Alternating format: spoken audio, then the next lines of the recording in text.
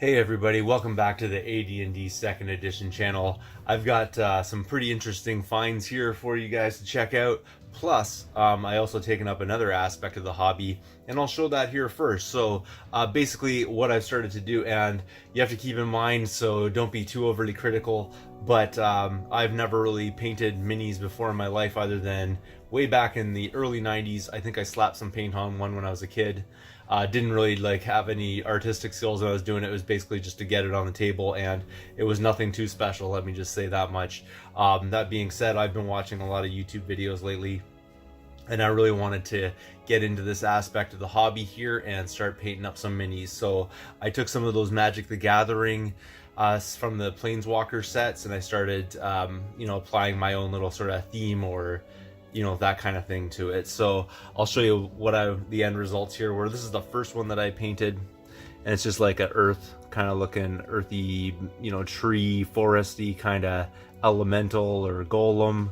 So pretty cool there. That's the paint job I did on that guy, and I had tons of help from a couple of different people when I was making these. One of them is Stu from We Roll Dice. Again, I'll put the link down below on the channel. I've mentioned his channel before.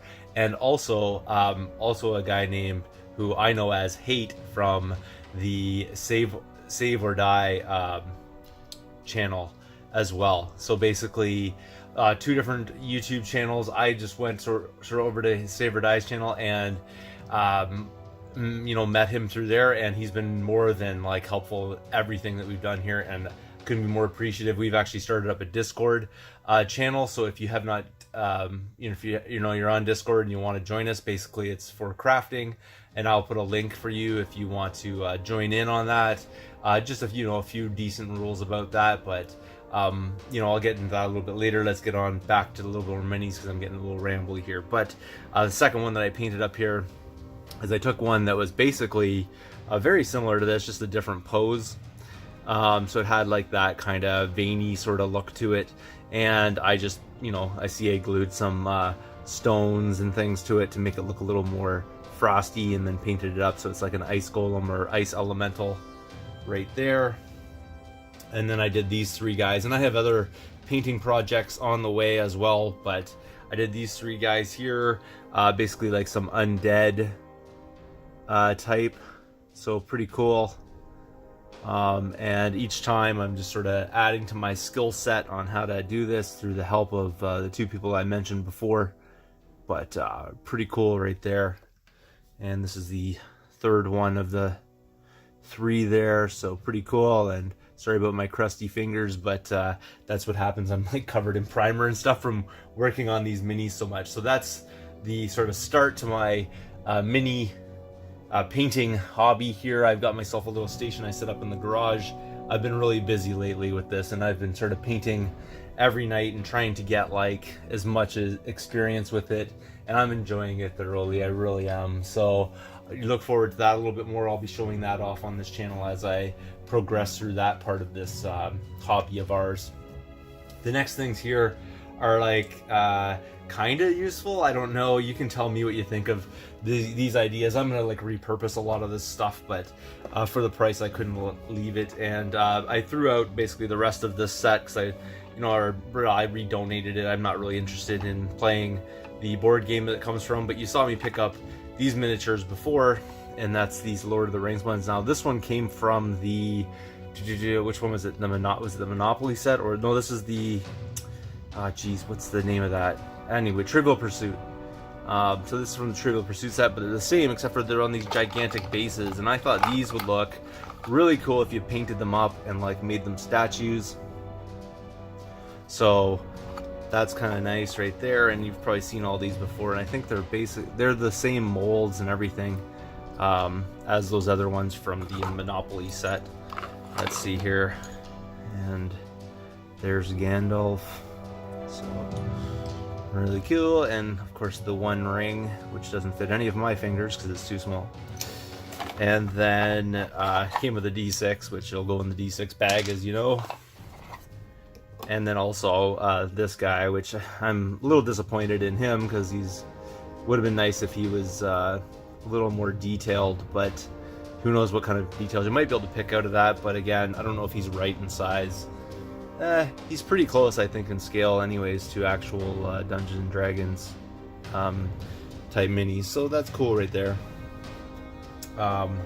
Yeah, so I think for that it was like $3 or something like that, so that's a pretty good deal.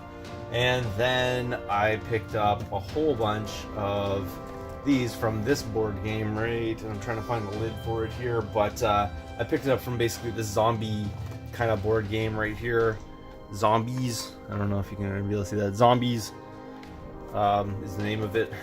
And they have these little zombie miniatures. And unfortunately, these are not really in scale with D&D, but I figured I could use them for, you know, just like, you know, I don't know, just different things like testing things out, or if I do need like a whole bunch of zombies, because basically it came with like 100 zombies. So, you know, for $3, I wasn't going to turn that down. I thought that was all right. And, you know, if you do need a horde and they're a little bit out of scale, how can you turn that down for that? And they're actually fairly detailed considering their size. So I went for it. I thought they were maybe a little closer in scale. I knew they were a little bit smaller, but they're quite a bit smaller than regular D&D minis. But I've been using them in my painting right now just to like test things out on different effects, or if I wanted to check out like some iridescent paints or something like that, anything like that, just, you know, slap some paint on them, slap some primer on these guys, and away you go kind of thing. So I've been sort of using that for just testing things out and seeing how that goes. And another one I found, which I'll show the name of, I'll show you the game. It's like Skull Juggery or something like that. Has these minis in it, and again, these are at a scale for Dungeons and Dragons. So this is not in scale Dungeons and Dragons, like as far as like a regular size mini goes. But I thought these guys would be pretty good if you use them for, you know, giants or something like that. And obviously going to take a repainting and maybe some resculpting, but they're like sort of a moldable plastic, so I really wanted to kind of, you know, see what I could do with them. Basically, there's a whole bunch of these guys that are basically the same, but then these are, I guess, the enemies in the game or something. So it's all pirate kind of themed, but at the same time, you know, I could do something with it. But basically I could make them like giants or something like that. I don't know. We'll see what I can do with them, or just to mess around with them a little bit. And I was thinking like, you know, remold them, so like heat them up a little bit, because they are bent. They're fairly like, they're not totally bendy. Like you can't really bend them, but you can feel that they would bend. And you could like reposition them or something. It's just basically something to play around with a little bit, you know, in this mini hobby that we're working with here. And then also, I forgot, but those came with that game. And this, oh sorry, those came with, these two dice came with the zombies game. And then this guy, big guy here with the 6 as a skull, this one came with the that pirates type of game. So those are some of the, you know, little items here that are not really totally from Dungeons and Dragons that I've picked up, but for that purpose, yeah, absolutely. So the next thing that I'll show you here is a huge box. And sorry about the noise here for a second, but this thing's pretty gigantic. So let me get this over here. Is a huge box, and I mean huge box, of novels, basically from the Forgotten Realms for the most part. Dragonlance, these are all like, you know, from the 90s kind of thing. And I read, you know, these ones back in the day. And there is, I think that I counted them out, there's about 60 books in this set. And the guy I got this from pretty much had just about everything from way back in the day kind of thing. So pretty pumped about that. What I was after, actually, I saw immediately, this was a Facebook post, I saw immediately in a picture the guy had sent it. Actually, it was his wife that had sent it. She was the one that posted it, but he was the one I was sort of talking to about it because it's his books. And the one I was really after is this one here, the Shadowdale, Tantris, and Waterdeep Avatar Trilogy books. I wanted to read these again. I've been looking out for them, but what I paid for this was, well, they wanted, I think, $40, and I offered $35, and I got it. So, I mean, again, there's like 60 books in here, so I can't remember what it worked out to. Something like, I want to say 50 some odd cents a book. More than willing to do that to get all this material here. And what a great great haul, I think, of books. I'm gonna be completely able to read from now until the end of time, basically, if I take a look at all this. So pretty happy with that. And then I'll get into a couple items that I picked up here. I got the from EB Games, I picked up the Dungeons & Dragons starter set for Stranger Things, and I know some people are like not impressed and they don't think they're getting their money's worth with it. I thought it was well worth it. A couple of minis, you know, adventure in there, some characters pre-generated, and just something to kind of like, you know, start things off. So I actually picked up two. I'm gonna keep one sealed for, you know, just a collection kind of thing, and the other one I'm gonna actually open and I'll end up using. So that's right on. And last night I met up with a guy, and of course I paid a little bit for these, but I think it was worth it. And honestly, for me, because I basically the night before sold something to somebody else that I paid next to nothing for and made some money on it, I was willing to sort of put that toward these and still have some money left over. So basically these ended up being free if you work out the math properly.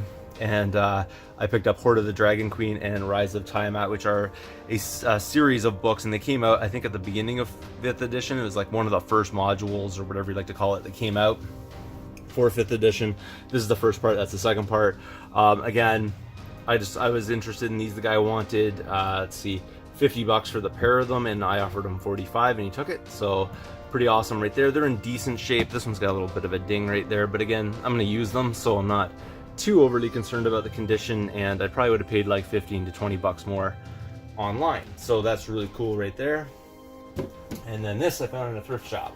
I'm pretty pumped about this because I did not have this in my 2nd edition collection, and that's the complete Bard's Handbook. So I got that for 10 bucks, which I'm willing to pay for these resources these days. It's not in perfect shape, but again, totally usable, and you know, not beat up or anything too badly. There's a little bit of a ding right here, but otherwise that's that.